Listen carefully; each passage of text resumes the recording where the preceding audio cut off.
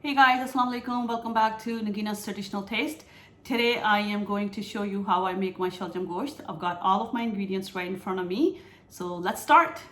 Alright, so I have goat meat that's cut into small to medium sized pieces. The color is really nice and pink, so it's a good quality meat. I've got peeled turnips. I am going to cut these into medium sized pieces as well.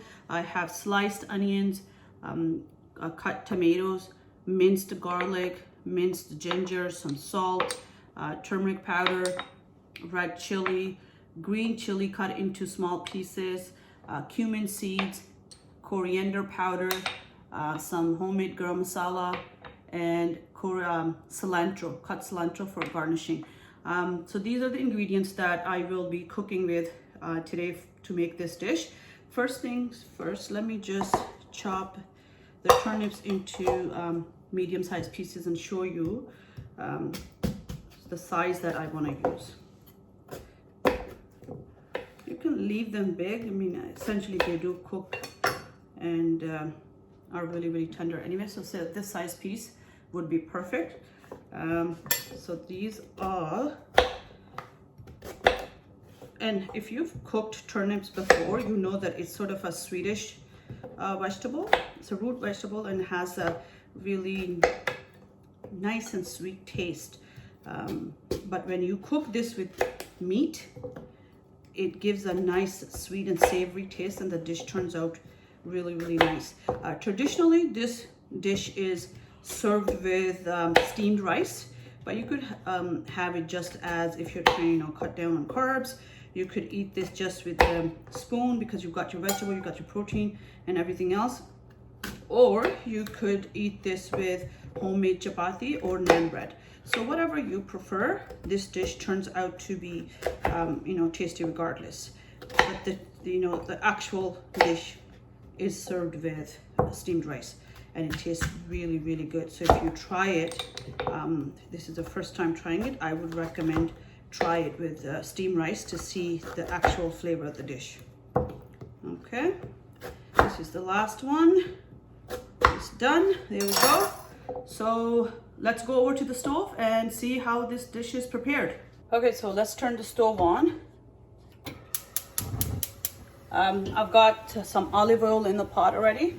What I'm going to do is add the sliced onions along with some cumin seeds and some green chili.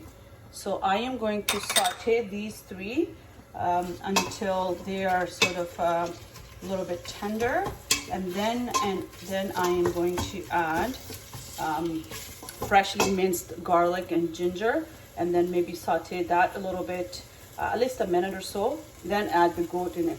And when I add the goat meat, I'm going to make sure that I cook that with onions and garlic and all the stuff that I already have in the pot for at least 5 minutes. So I want the goat to absorb all the garlic and onion and ginger taste and smell as well before adding rest of the ingredients and cooking. So this is going to take at least maybe another minute or so, and I'll show you when I add the garlic and ginger the way I want the onion mix to be before adding the goat. Okay, so the onion is a bit sauteed, if you can see. It's been cooking. It's time to add minced ginger and garlic and saute a bit more. There you go.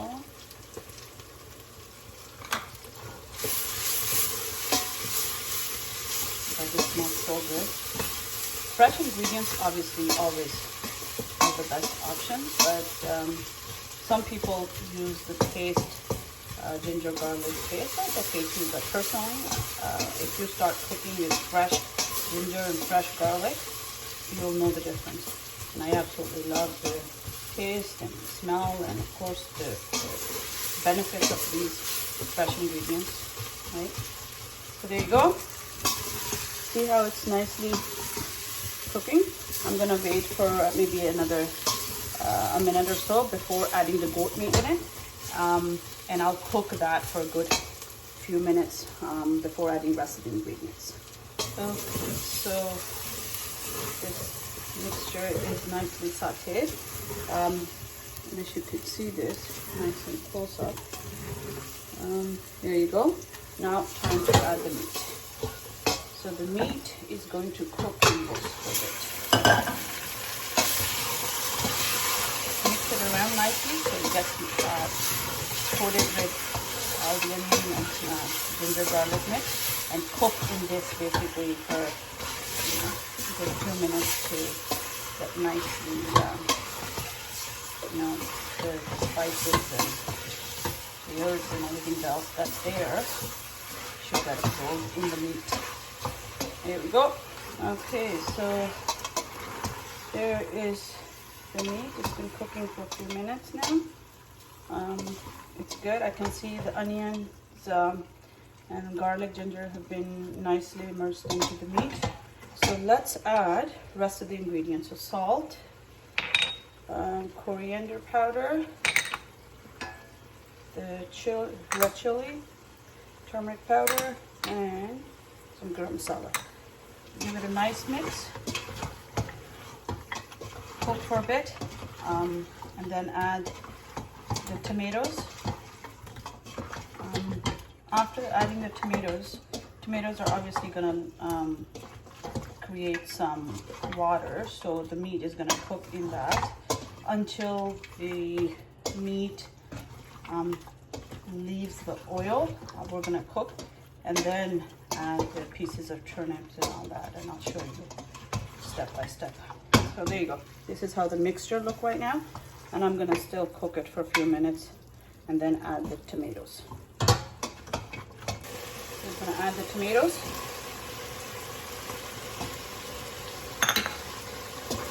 And then give it a nice mix so everything is evenly distributed. Okay, cook for another minute or so, and then move on to the next step. So the meat is ready. It's been cooking for a few minutes, and you can see, right? There you go. Now, what I'm going to do is add the pieces of turnips that I have. And there we go. Give it a nice mix.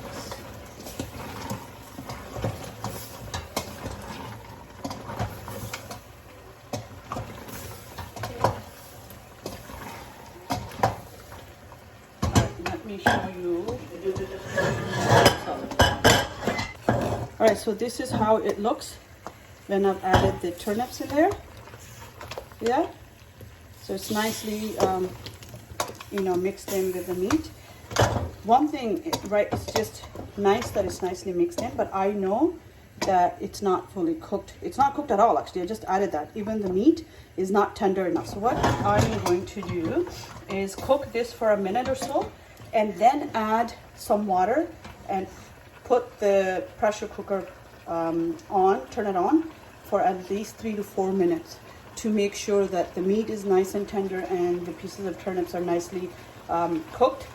They should be in solid, you should be able to see them, but they should be really, really nice and tender when you're eating it. Sometimes if they're cooked too much, then they sort of get a little bit creamier, which is okay. I mean, it doesn't taste bad, but I want them to stay in, like the way I've cut them, I want these pieces to stay as is.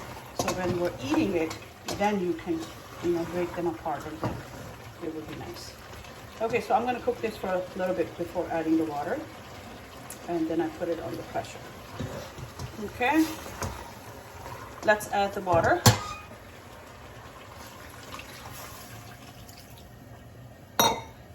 This veggie this dish is supposed to be soupy, and you can make the soup according to your own taste. If you want thicker, soup, or really, really thin, it's up to you.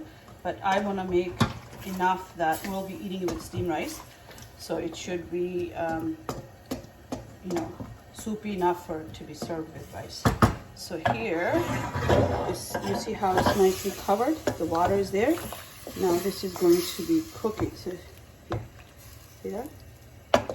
That's the, I might just add a little bit more water. And then cover it up. Okay, time to put the pressure on.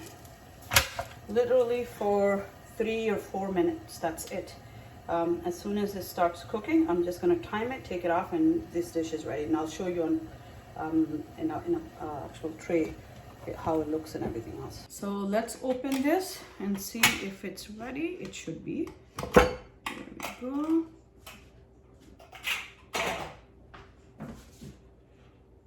Oh wow, this looks really good. Okay, I'm gonna dish this out in a pot so you can see. See how it's nice and liquidy? It's supposed to be like that, because remember, this dish, as I said earlier, is supposed to be served traditionally with steamed rice, right? So if you have it really, really dry, then it's not gonna taste as good. Let me show you how the actual turnip turned out. So see the pieces of turnip?